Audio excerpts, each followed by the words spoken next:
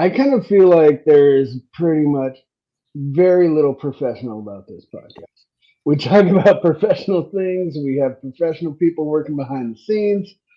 I just like to talk to people. I feel the same too. I feel like that's what podcasts are all about. Even if Yeah. nobody's listening, the bare minimum is conversation. It's like being on the air at my college radio station. We knew nobody was listening, but we were still having a good time. Yeah. Who cares about anything else? Yeah. Well, this podcast is all about creativity, and you actually come at it from a very interesting viewpoint. You're about helping people be more creative. Is that right?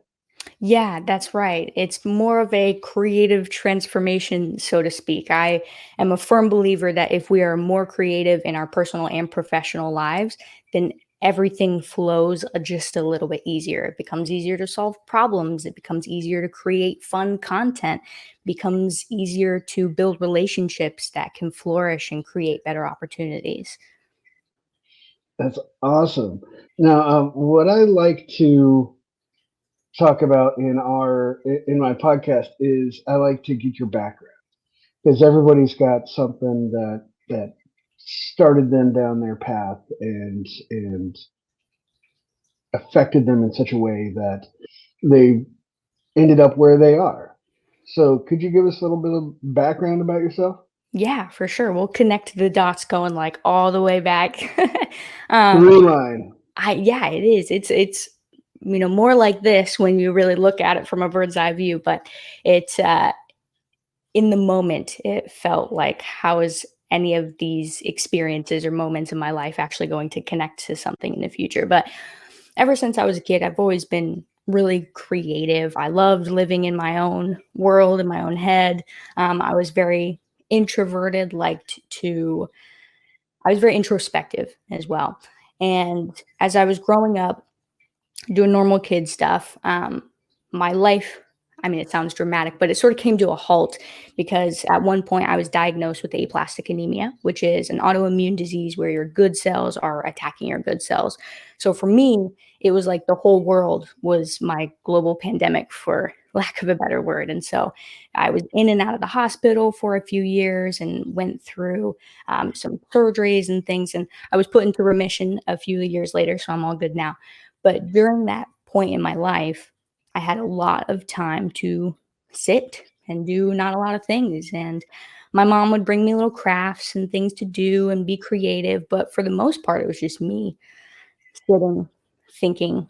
And I love to think in the future. I love to be in, um, you know, uh, daydreaming worlds, so to speak. And after I was able to do that, I had doctors and nurses who essentially saved my life. They were using their skills, their expertise, and they were all so nice. Like, I don't remember a single nurse or a single surgeon or doctor being like a little, what's the word? Just like a little off, like a little rude, a little harsh. But it makes sense because they were all in the children's ward. And so it was very, even though it was an uncomfortable time, it was a more comforting experience. And I looked up to a lot of those doctors and nurses, and I was like, wow, they're doing a lot to help people with the unique gifts that they have.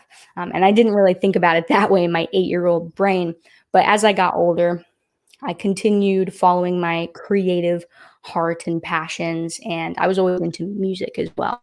And so played in like a couple of cover bands. I don't know if you know what the School of Rock is. Not the movie. There's like an actual School of Rock. Yes, yes. So Is that in Atlanta?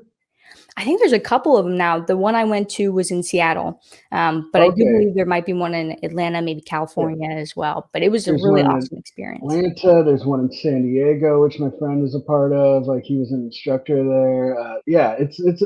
Oh, I saw a School of Rock band play in downtown Duluth at the Square. Pre-pandemic, and the kids were great. Like you I wouldn't know. like if you just closed your eyes and didn't see that those were kids on stage. Like you'd think it was adults.